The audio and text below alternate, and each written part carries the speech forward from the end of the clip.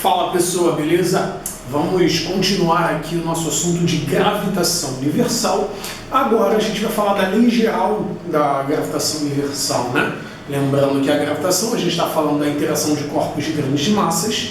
Agora a gente vai falar sobre a lei de Newton, né? O que o Newton conseguiu perceber. O Newton percebeu, né, que quando você tem dois corpos massivos, né, dois corpos de muita massa, um próximo ao outro, eles irão exercer forças um sobre o outro. Como assim? Você pega um objeto de massa M1, um objeto de massa M2, separa eles por uma distância, o objeto M1 vai realizar uma força de atração sobre o objeto M2, assim como o objeto M2 vai produzir uma força de atração sobre o objeto M1. E a essa força a gente vai dar o nome de força G ou força gravitacional. Tranquilo isso? Então, o Newton percebeu que corpos de massas se atraem, beleza?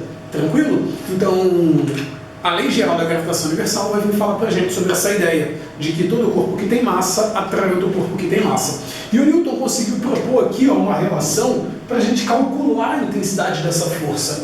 A relação que nós vamos ter aqui para a força gravitacional vai ser uma constante Gzão, tranquilo? Que é chamada de constante gravitacional, que multiplica M1 vezes M2 sobre D ao quadrado. Então, a lei geral da gravitação universal é dada pela relação aí, G, M1, M2 sobre D ao quadrado. Você pode botar Mzão e Mzinho, não tem problema nenhum, tá? Desde que você saiba que os M's representam as massas.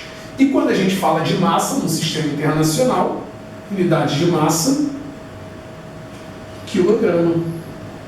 Tranquilo? Então, massa sempre dado em quilograma. Distância em metros e a força é dada em newtons.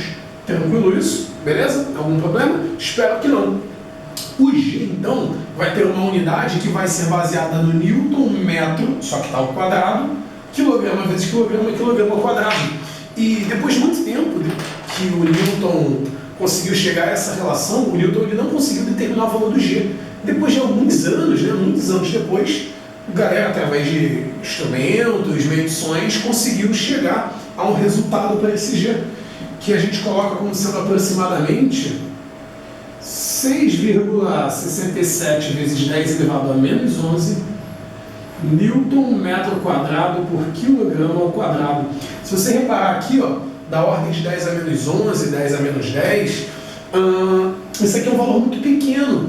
O fato disso aqui ser um valor muito pequeno vai produzir forças quase que insignificantes para corpos de massa pequeno.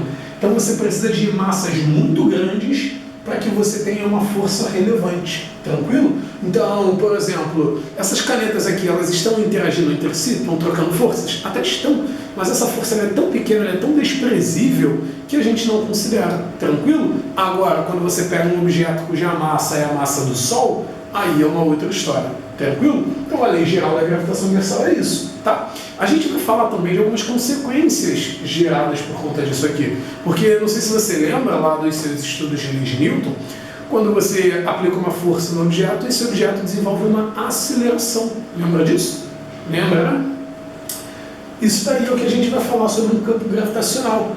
Lá na queda livre, quando a gente fala de gravidade, aceleração da gravidade, aceleração devido à presença da gravidade, a gente está falando desse cara aqui, do campo gravitacional. Porque quando a gente está na superfície, né, imagina que a gente está na superfície agora, certo? Se a gente pular de algum lugar, a gente cai. Mas por que a gente cai? Porque o planeta Terra exerce uma força sobre nós e, devido à presença dessa força, a gente acelera. Tranquilo? Essa aceleração a gente chama de aceleração gravitacional.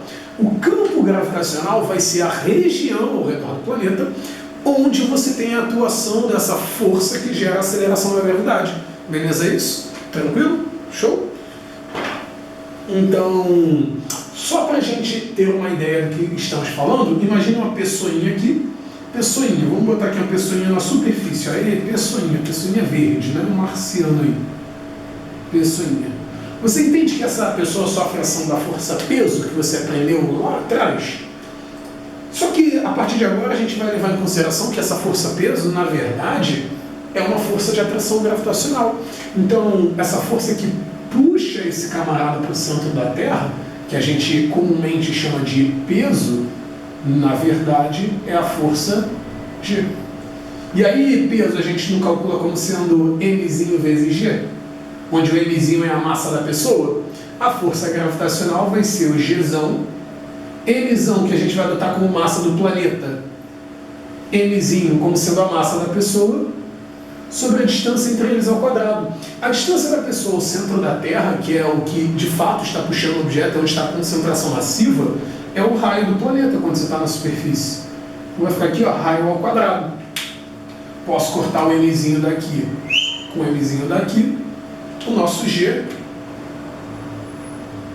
quadro ruim, né? Nosso G, que é o campo gravitacional, vai ser o Gzão, calma aí,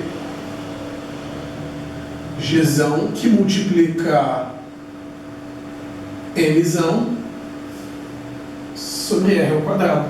Então está aí a equaçãozinha do campo gravitacional na superfície do planeta. Essa formulinha você consegue calcular o valor da aceleração da gravidade em qualquer superfície de planeta. Tranquilo?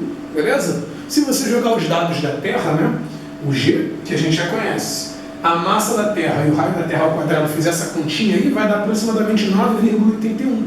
Tranquilo? Que a gente aproxima para 10 e fala que é o valor da aceleração da gravidade na superfície da Terra. Tranquilo isso? Beleza? Show de bola? Só que tem um gato aqui me atrapalha.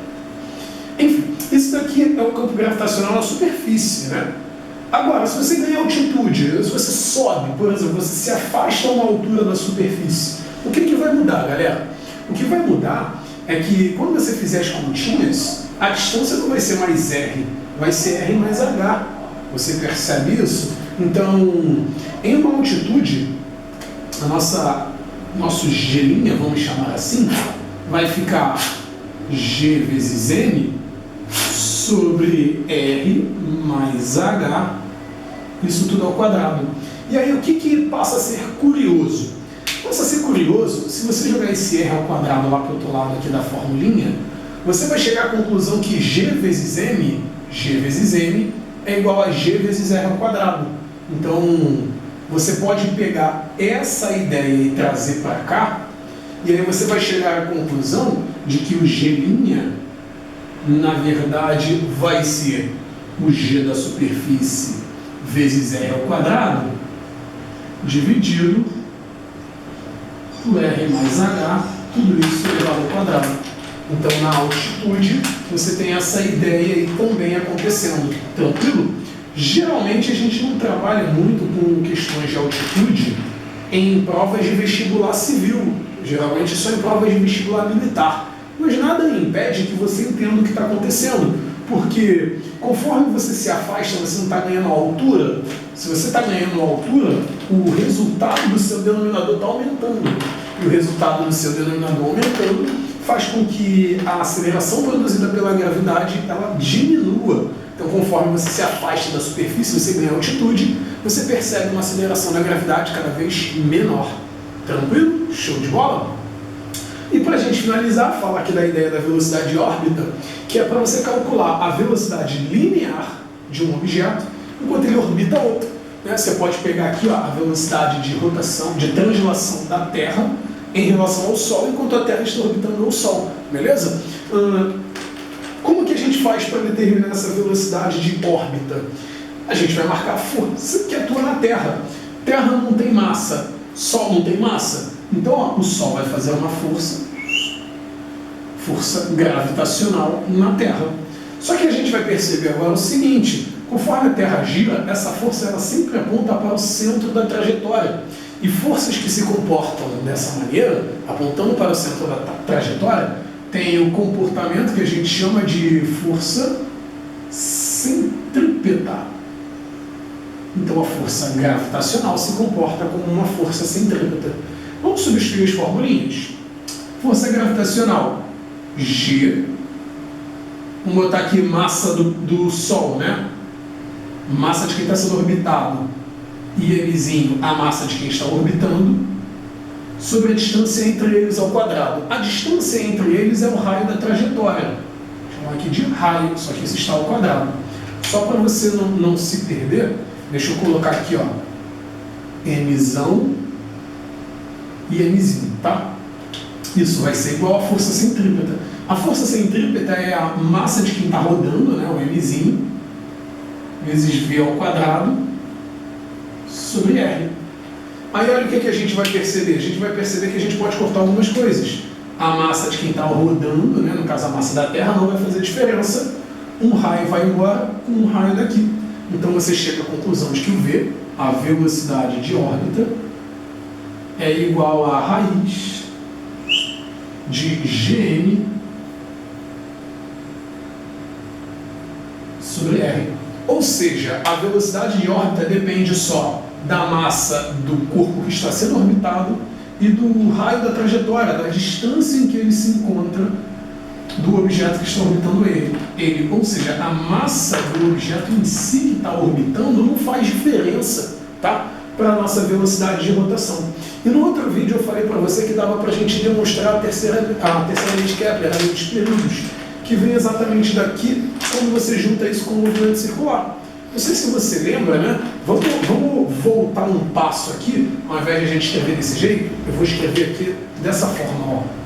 V ao quadrado igual a Gm sobre R. Vou escrever desse jeito, tá? Porque lá no movimento circular a gente aprende que o V é igual a ômega vezes R, ômega é velocidade angular, certo? Então a gente pode colocar aqui, ó, ômega ao quadrado vezes R ao quadrado. Esse R que está dividindo vem para cá multiplicando, igual a Gm. Lá no movimento circular a gente também aprende que o ômega, velocidade angular, pode ser calculada como sendo 2π sobre o período. Como isso aqui vai entrar ao quadrado, vai ficar 4π ao quadrado sobre o período ao quadrado. R ao quadrado vezes R vai dar R ao cubo, igual a Gm. Pega esse 4π ao quadrado e joga para o outro lado, né, porque é uma constante, você vai mostrar que R ao cubo sobre o período ao quadrado é igual a G vezes M sobre 4π ao quadrado. E isso daqui, se você levar em conta que G é constante, 4 é um número constante e π também é um número constante, você vai perceber que essa razão depende apenas da massa de quem está sendo orbitado. E aí o que eu falei lá na lei de Kepler? Eu falei que se você considerar um único objeto que está sendo orbitado e comparar todo mundo que está orbitando ele, se eu comparo todos os objetos que estão orbitando o mesmo corpo celeste, todos estão girando em torno da mesma massa. Então a massa também vai ser constante. Então a sua razão raio ao cubo sobre o período ao quadrado vai dar sempre o mesmo resultado, desde que você use sempre a mesma massa, o mesmo corpo como fonte de órbita, tranquilo? Então essa razão ela vai dar sempre uma constante.